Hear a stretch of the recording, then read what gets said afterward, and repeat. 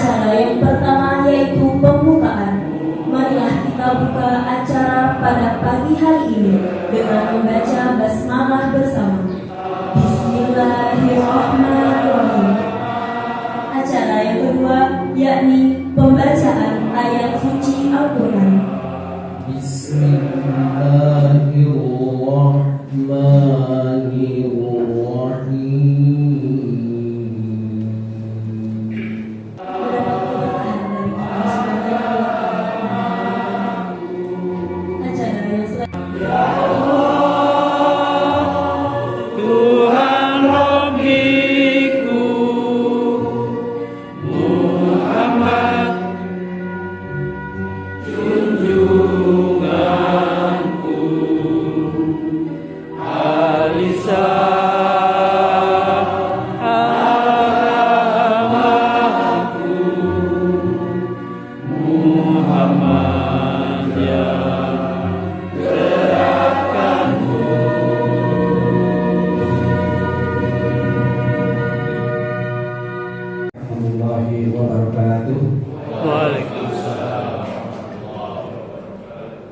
Bismillahirrahmanirrahim. Salatu wassalamu ala asrafil anbiya'i wal mursalin wa ala alihi wa sahbihi wa mawalah amma ba'du. Seperti terpampang di belakang bahwa kegiatan kita adalah pendampingan penjaminan mutu sekolah Muhammadiyah yang kali ini diikuti oleh dua daerah, Karangasem dan Buleleng, dengan mengangkat tema sukses SPMB setelah unggul berkemajuan. Itu kemudian Bapak Ibu sekalian, setidaknya ada dua hal yang mendasari kenapa kegiatan ini bisa kita laksanakan. Yang pertama, bahwa memang kegiatan ini merupakan instruksi dari pimpinan pusat Muhammadiyah. Nah, karena sudah merupakan instruksi, berarti ini sesuatu yang sangat penting. Jadi kalau tidak penting, rasanya pimpinan pusat tidak perlu membuat sebuah instruksi. Sehingga mohon ini teman-teman kita pahami semua bahwa kegiatan ini bukan kegiatan kaleng-kaleng, walaupun mendadak kita perencanaannya, tapi ini sebuah agenda yang sangat luar biasa, dan kita berharap semua teman-teman nanti bisa bersemangat mengikuti dari awal sampai akhir. Nah, tujuan kegiatan ini adalah untuk meningkatkan mutu pendidikan. Teman-teman sekalian, kalau kita berbicara tentang mutu kualitas, ini adalah kata kunci kalau kita ingin bisa bertahan atau bahkan untuk berkembang. Mutu, kadang-kadang kita berpikir yang mutu hanya lewat begitu saja, padahal nanti pendidikan yang berkualitas, pendidikan yang bermutu inilah yang akan menjadikan sekolah kita akan bertahan dan untuk maju ke depan. Saya teringat dengan salah satu tulisan ketua PDM kita di suara Muhammadiyah tentang filosofi kupu-kupu. Banyak orang yang sibuk mencari, punya ide macam-macam, tapi untuk maju, tapi dia tidak tahu apa yang dikejar itu tidak bisa ditangkap. Seperti hanya dengan kupu-kupu. Nah, dalam filosofi itu, untuk menangkap kupu-kupu ternyata tidak perlu kita mengejar kupu-kupu ini. Sangat gampang untuk menangkapnya. Gampangnya apa? Cukup kita menanam taman, membuat tumbuh-tumbuhan, buah-buahan yang harum, maka kupu-kupu itu akan datang. Maka barangkali filosofi kupu-kupu ini mungkin bisa kita jadikan sebagai acuan dalam rangka meningkatkan dan mutu pendidikan yang kita harapkan. Inilah yang akan menjadi bunga-bunga harum nanti yang mendatangkan kupu-kupu untuk datang ke kita. Jadi ketika mutu bisa kita jamin, kita adakan di tempat kita, maka insya Allah nanti tidak ada istilah sekolah bebas SPP atau sekolah gratis. Tadi kita sepintas dengar dari Pak Mulyana, di tempat lain itu di tempatnya beliau SPP-nya murah, cuma 1.500.000 katanya. Pak kita bayar 1,8, luar biasa. Tapi apakah orang-orang tidak mau ke sana? Justru orang ngantri ke sana. Artinya apa, kita teman-teman sekalian, ternyata bukan uang yang jadi masalah kita di sini. Bukan masalah uang. Akan tetapi kita mampu tidak menghadirkan kualitas di tengah sekolah kita ini, sehingga kupu-kupu tadi itu akan datang ke tempat kita. Mungkin itu sedikit pengantar kami tentang mutu pendidikan yang akan kita pelajari pada hari ini, dan insya Allah nanti Pak Mulyana akan memberikan bagaimana cara menanam bunga-bunga yang harum sehingga kupu-kupunya bisa datang. Insya Allah nanti Pak Mulyana akan menjelaskan ke kita semua tentang itu. Kemudian yang kedua, kegiatan ini dilaksanakan juga terkait dengan hasil pelatihan teman-teman kepala sekolah dan timnya di Mataram kemarin yang telah mengikuti kegiatan Diksus Palah, dan ini nanti Pak Mulyana juga akan menindaklanjuti seperti apa antara teori yang teman-teman dapatkan di pelatihan itu kemudian implementasi ketika sudah sampai di sekolah masing-masing.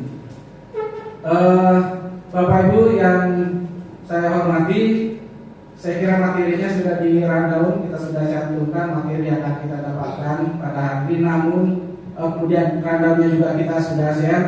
Perlu kami permadukan kepada teman-teman semuanya bahwa memang itu acaranya dari jam pukul 8.00 sampai jam rencananya kita pukul 19.30 sampai berbuka puasa. Namun tadi kami sempat ngobrol-ngobrol dengan Pak Mulyana, beliau punya agenda khusus, dan insya Allah Pak Mulyana kami siap mengikuti menyesuaikan jadwal yang disampaikan oleh Pak Mulyana. Assalamualaikum warahmatullahi wabarakatuh. Alhamdulillah, syukurillah, la haula wala quwwata illa billah. Asyhadu an la ilaha illallah wa asyhadu anna Muhammadan abduhu wa rasuluh. La nabiyya ba'da. Dr. Mulyana selaku fasilitator. Banyak yang melekat pada beliau, motivator juga. Saat ini fasilitator untuk memberikan beberapa materi. Kalau khusus untuk PBDB, Mulyana itu memang yang tepat. Kalau untuk membangun sekolah baru, Mulyana itu. Jadi saya kenal beliau itu 2024. 2004. Maaf. 2 tahun setelah saya diangkat kepala sekolah waktu itu di Denpasar, beliau di Surabaya ketemu, dan setelah itu kami tidak lanjut langsung magang.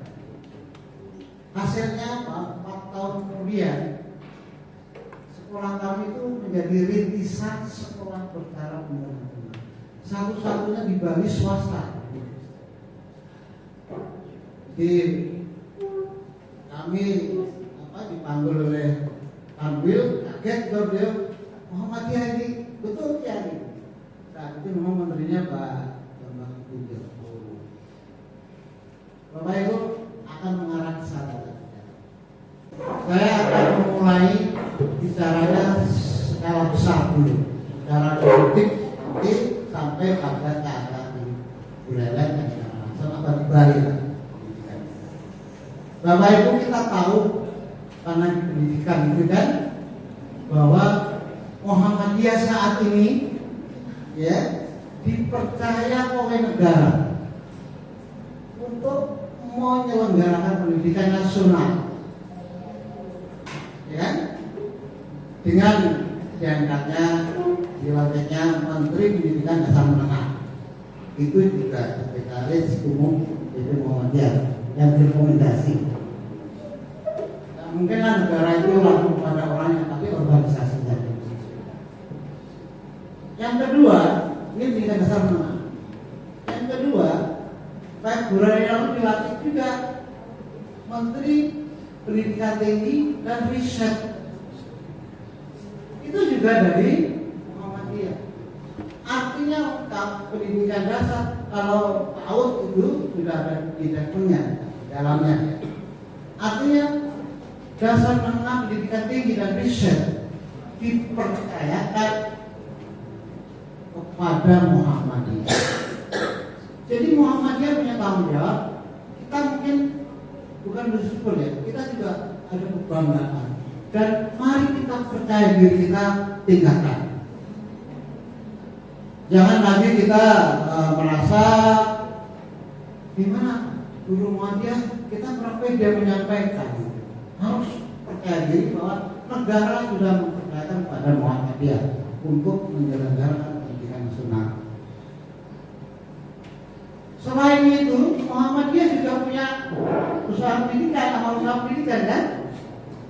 Di samping tanggung jawabnya pendidikan nasionalnya, pendidikan Muhammadiyah secara statistik pendidikan dasar SD, SMP, SMA itu sekitar 6.000, tepatnya 5.400 sekian itu. Tapi secara data itu ada data-data yang belum masuk itu sekitar 6.000 SD, SMP, SMA. Ditambahkan lagi perguruan tinggi.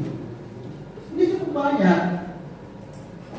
Kalau itu dibagi 5.000 sekian itu data itu ya, dibagi 38 provinsi rata-rata, berarti setiap provinsi ada 100 sekian ribu, 140-an sekolah. Kaitannya apa dengan Bali? Jadi setiap provinsi itu rata-rata 140 lebih sekolah, SD, SMP, SMA. Harusnya begitu. Ini rata-rata. Karena kalau dikalikan 38 provinsi itu ada 5.000 lebih.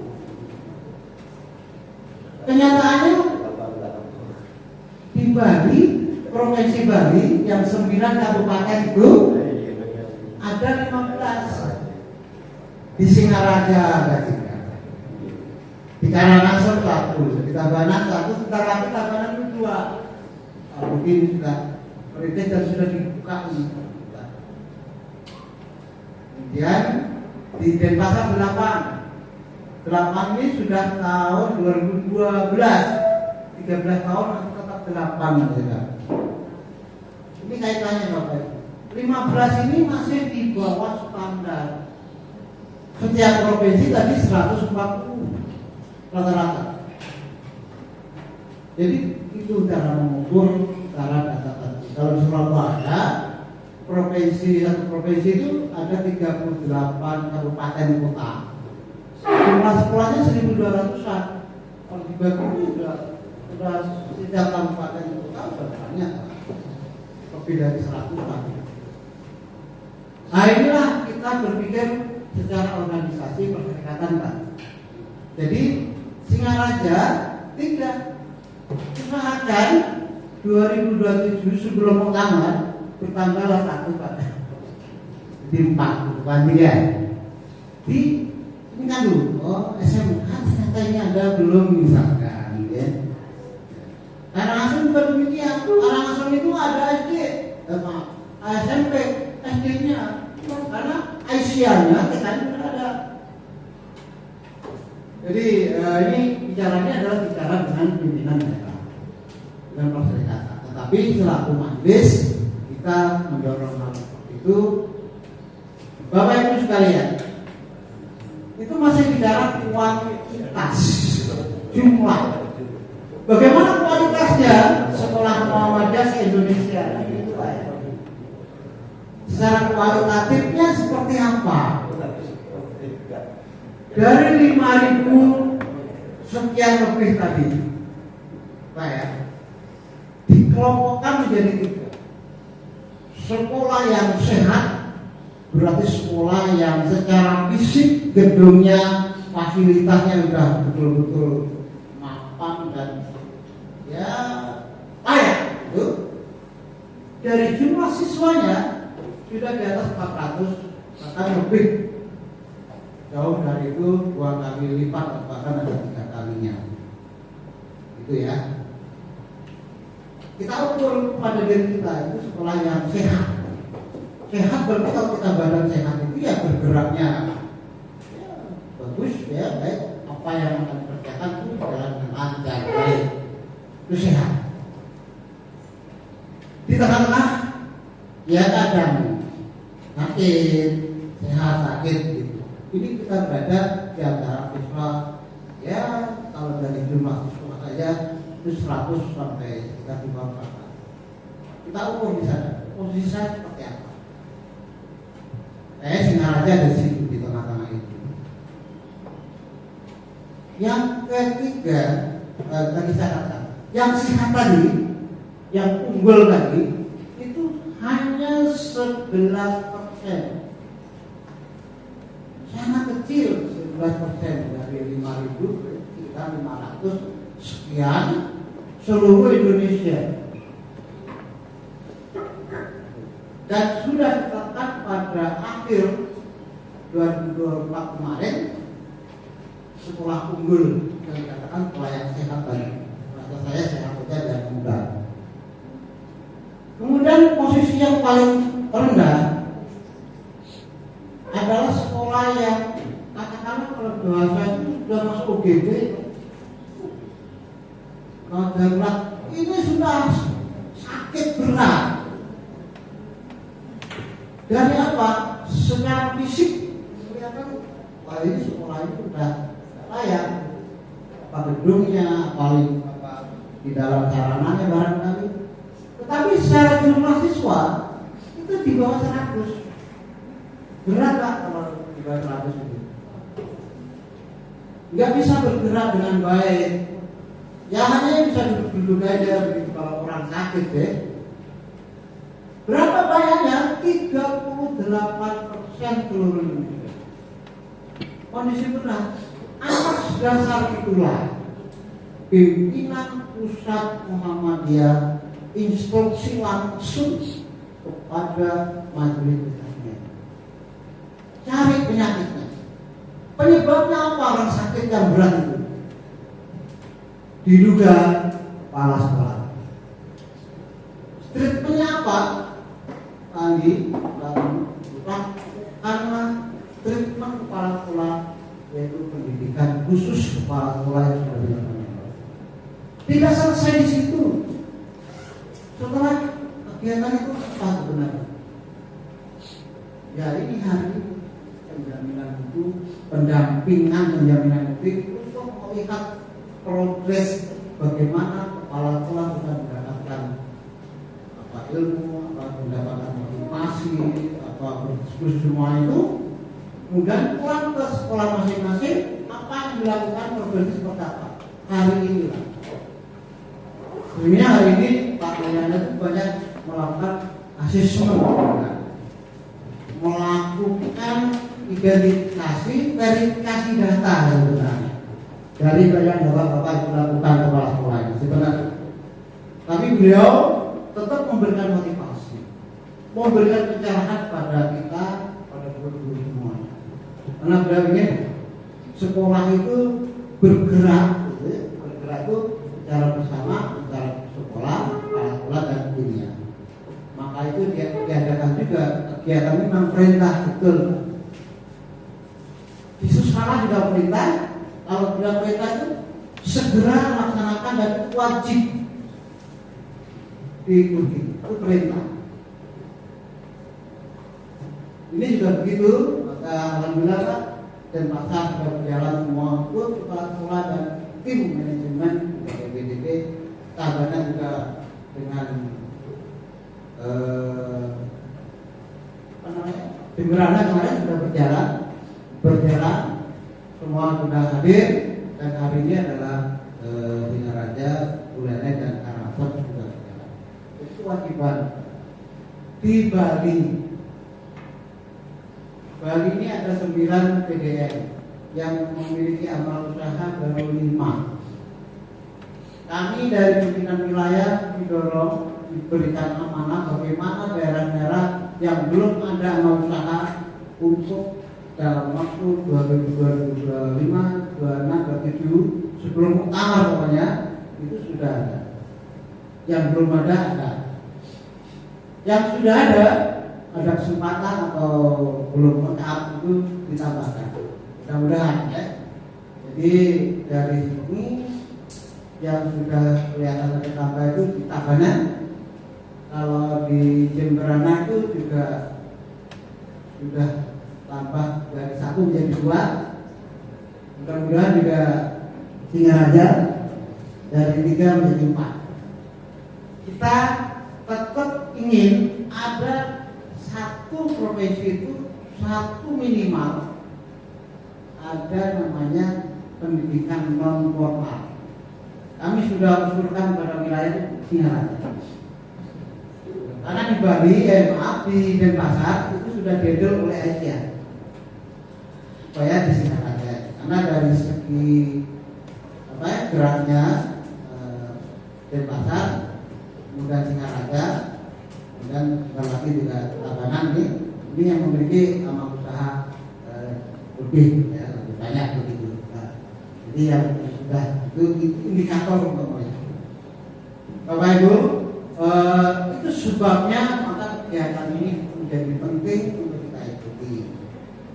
Kita lakukan kegiatan ini dengan betul-betul terbuka. Kalau ada masalah silahkan disampaikan. Di sekolah itu nanti akan dicari, didiskusikan bersama-sama untuk mencari solusi yang terbaik.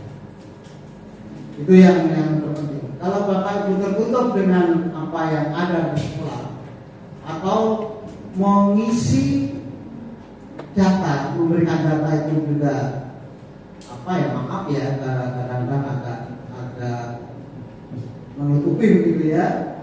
Contoh ada dan tidak ada dibilang ada misalkan, itu kan menjadi dalam hal ini kita ingin terbuka